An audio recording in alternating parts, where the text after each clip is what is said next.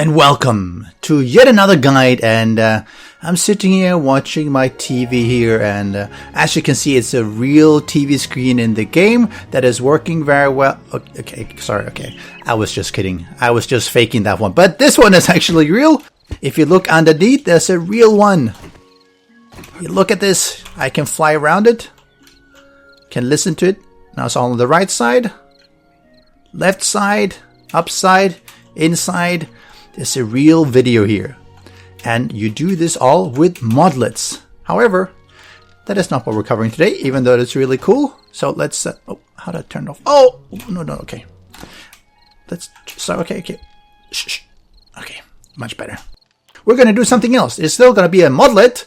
We're going to be looking at a wireless power box, and this is probably one of the most frequently asked and queried modlet that I get from people, and people asking me for, can you do this? Can you make this? Because I made one in Alpha 16, and people have been asking me, begging me.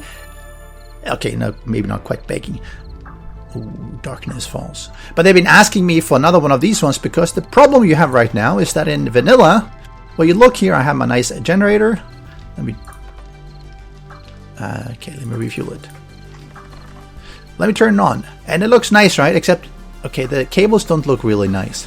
So the cables are all over the place, and sure, you can hide them. You can put up some wire relays on the top of the building. You can snake the wires through there, but they'll still be somewhat visible, and that means that you're going to need to have extra relays on top, and it's just quite annoying. I mean, why do you have to do that? Why can't you just hide the wires? I mean, they're just like, you can't even sort of paste them to the wall. If you could do that nicely, so it's like goes here and here and here, maybe that would make sense. But right now, oh, this one is in the wrong place. Whatever, I have to shift that one later. You can't hide them easily, and that's I think it's a problem because it's ugly, unfortunately. So people have been requesting me to do this, and it's really easy. In Alpha 16, it required editing your XML files, which was a problem with the game updated. Then unfortunately, they would vanish and you would have to reapply the updates. In Alpha 17, you put in a simple modlet. So I'm going to go through how to make that modlet, and if you're lazy and you don't want to retype everything, just go to the link below, and I'll link in my website, which has the actual modlet that you can download. Woohoo! Isn't that great? And it's actually really, really simple. So let me get out of the game here, and I will show you how it's done. And we're out of the game, and we're now in the correct folder. And how do you get there? Good question. Let me do that again. So you go to your Steam, right-click, Properties, Local Files, Browse Local Files, and you end up in, if I pull that one here, your main 7days.i. You go into the mods folder. If you don't have a mods folder, just create it. Easy enough. I have other mods. Don't worry about those ones. They work a similar way. Now, there are two ways you can do this. One, you can retype everything and do it yourself, or you can go to my website, and the link is in below. Click it, download it, and just put it in here. Once you put it in here, let's say this one, you select it and you extract it. It's a normal zip file. Extract. Done. And you'll see it's here. And you have all the files. Now I'm going to delete it because I don't want to have double. I have another one here already that is essentially the same, renamed. So one thing that you want to be careful about when you're adding modlets is that if you keep adding on and you keep upgrading them, and various mods are adding on extra items and extra blocks, it will cause problems because of limitations in XPath. So when you're taking a modlet, you want to be a little bit careful about upgrading it later on to a newer version, especially if it adds extra items and extra blocks, because it can definitely cause a problem. And just in a nutshell, it's because it loads them in alphabetical order, and it does it. Let's say the Firearms Master has 3 items. Green screen has 2. And it's all fine the first time you load it and use it. But let's say this one gets updated to a new version. All of a sudden, it's got 5 items, and green screen still has 2. Now, what's going to happen is that 2 of the green screen items are now going to turn into firearms items because of the way IDs are happening in the game. And that can be a little bit confusing. So you want to be a little bit careful about it. If you just have 1 or 2 modlets, it's less of an issue. But if you add on, some people put on 30 different mods, they will have problems. Now, so here you have a modlet, and let's focus on the wireless power box, which is mine. This is the folder. I go in. You have various folders which can have configs and resources, and you have the basic mod info.xml that I'm going to open up. This one is basically a manifest to what this contains. And it's an XML file. You don't really have to worry about what XML is if you don't know. You just need to know that it's a format that has to be followed. You can see the name of it, wireless power battery 42. It can be whatever you want to. It has a description, and that's what I put in, just saying what it is. It has my author value. Again, can be whoever. Version value. Versions are fairly important, not because the system cares, but because you might care. So if I put this in and it's version 1.0, maybe later on I update it and I add, something. I add a wireless couch, I add a wireless relay, something else that is not what I have right now, and I say it's 1.1. Now if you want to upgrade, you want to be a little bit careful so you just don't take it or give it to other people without making sure that it's compatible with your game. So versions is good to have an idea of what you've installed. So let's go back to the structure here. Now it's a pure XML mod, so it works on servers as well, exactly the same way. Clients do not need to have it. Only the server needs to have it. Of course, if you're playing local single player, of course it's on your client anyway. If you're playing on a dedicated server, on a hosted server, the server itself needs to have it in the mods folder. So let me go into the config. Here I only have a block, which is the one I'm adding. I have a recipe for crafting it. I have not tied it to any progression, meaning it's not tied to the skills and perks in the game at all. And the reason is, if you tie it into the skills and perks and the vanilla game changes those skills and perks, such as the naming, or throws them around, which they have done in between previously, the fun pimps, it can cause problems because all of a sudden the XPath might not be able to locate them, and then it doesn't work. Everything starts failing. It happened in my joke blimp where I had a progression and there was changes in how the perks were being used. And unfortunately, that meant it stopped working. So I've just removed that just to make it easy. So there's no progression. You can craft this from the beginning. Normally, it's not an issue for something simple like this, because if you're making electrical items, you can probably make the relay, that doesn't really make a big difference. If you have another block that, let's say you're making a tank or something, then maybe you want to make sure you have a progression. But let's start looking at the block. Open up a notepad here. And you'll see it's another XML file. The format is pretty standard. So what it tells is that it should be appending to the blocks within the blocks.xml. And this is where my block is defined. I've taken this as a sort of a union between two other blocks. And let me open that up. So this is, let me do fuse box. So I've taken a lot of the values from the fuse box, such as the model, the extend, blah, blah, blah, etc. And from relay, from the wired relay, because this one has items needed or properties needed in order to make it an electrical item, such as powered, let me see what else, required power, etc., etc. So some of these things are needed. So I basically just taken both of these ones, grouped them together, and this is what I get. And of course, I played around with a little bit as well.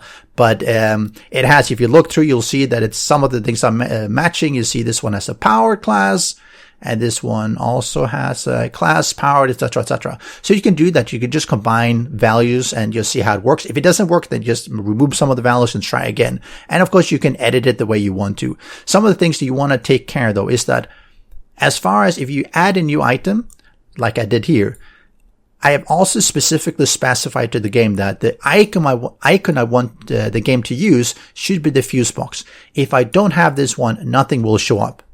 And I could actually make my own icon.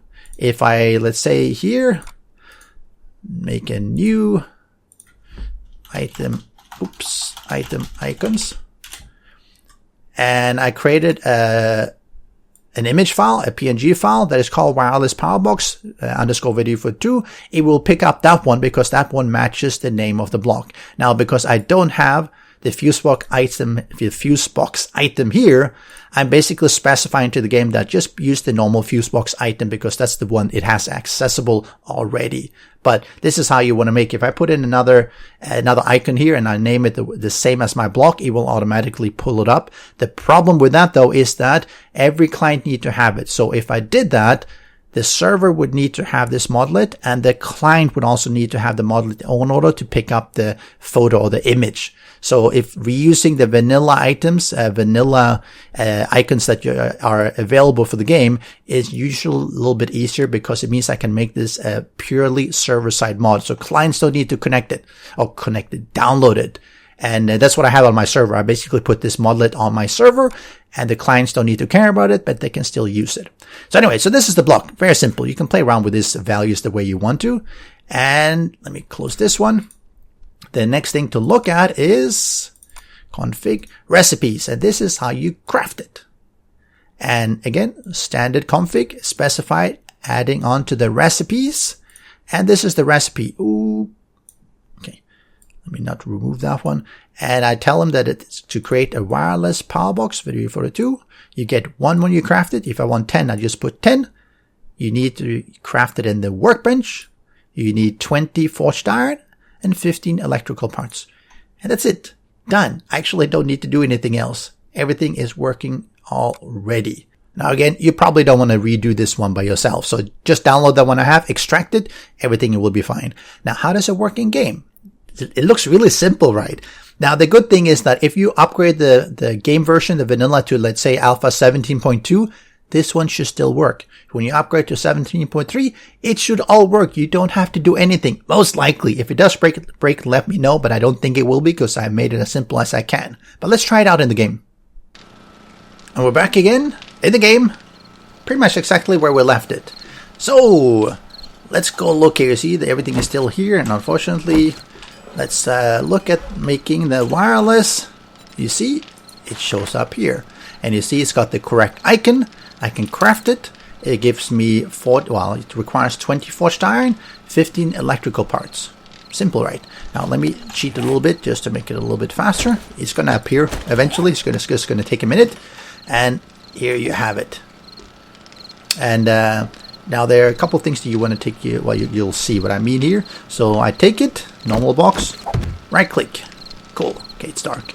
Now instead I right click here on the normal the generator, and I connect. You see it takes 0 watt and it's connected. And I'm going to disconnect the incoming wire here, and you see it's 0, and I connect it to here. Right? Now there's no wire going from here to here, but you can't really see that, right? So what's the point? Well, it's because you want to take into account exactly that for when you're doing it. So you do, actually let's do this instead. So we connect here directly from the generator to the light, from the light, switch to the wireless box. Now you see there is a wire going from here to here. You can't see it because it's behind the, let me remove this one. It's behind the wall, but there's one going back here. Now, one of the problems with the electricity when you do this wireless is that it's actually using or abusing a mechanism where this actual model does not have an electrical endpoint or starting point. So anything that is connected here basically goes to the middle of the block, and you'll see it's basically in the middle of the block space. That's unavoidable. Unfortunately, you cannot avoid that. It will always be in the middle. The outgoing wire, however, is invisible. And let me connect this one here. Can you see that wire? Oh, you probably can't. And how do you know it works? Well, let me turn on the switch. And you might think I'm lying to you, so let's do another one. We right click here. And let's do this one. You see right now it's connected from this sun because the first one is connected. But let me connect it directly. And it's still working just fine. And I can do another one. Let me do this one. And you see the wires are just vanishing. And see if I can target it. There you go. You saw there was a slight flicker as it reconnected. So you can see it really is coming from that one. If I switch it off, it goes off as well. If I switch it on, it goes on. And if I want to verify, I remove the input power to this one, and all light goes off. I put it back from the switch, back to the wireless power, and all the lights goes on. Much better, right? Now, isn't this much better? I mean, it looks a lot better to me at least. Now, you can make it a little bit, let's say you find that first one fairly annoying. So let me see if I go from this one.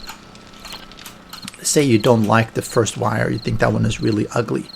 It's fine, which I agree. It looks a bit weird. You can do from this one, and you connect this one to the one on the roof, and you connect this one to this one, so that, oops, there is no ugly wire being shown except for, except for here. Hey, hold on. There's just an ugly wire there, so let me see. Maybe I have to connect that, put them slightly differently. All right, have to put it in a different location. Let me put it next to it then, because there is an outgoing wire from the first one. We'll do that there. So let's do this to this, and this to this, and this one. Okay, so you see there's one wire because this one has to go to the wireless box, so it will be here. That's okay. You know, if you put it on the other side, if I just did like I did here, the wire would not show here, but it would show here. But as it is right now, everything is still working because the switch is connected to the wireless one up on the ceiling or the roof, and that one is connected to this one. Of course, wirelessly, so you don't see that one. But it means that when you connect things, you don't have to go up on the ceiling. You can just take it from straight from here. Now, if I still connect, let's say from this one to this one, the wire is going to show up again because this one has an electrical in point and out point, and of course this one is as well because it's the same one, so it knows where to connect the wire. For this one, because it's a custom made, it doesn't know where to connect the wire, so it doesn't connect it when outbound. On the inbound, it always does, unfortunately. It would be nice if it wasn't. It would be nice if there was just a property on an item saying that, you know, do you want to have it wireless or not. But you see, this works really well, right? So this is how you do it. Just download it, install it on the Modlet folder or mods folder, and it will work really well. Now, do you want to see more of the TV? Do you think this one is cool? Should I show you how this is done? And I'm not faking it. This is actually Modlet. It's loading from a URL from the internet. It's not even from a file. Are you curious? If you are, let me know in the comment section below. And if not, make sure you leave a like and subscribe and get notified. And see me next time. And I'll see you next time. Special thanks to the great patrons supporting the channel. If you would like to join the vetted community and support these videos, do follow the Patreon link.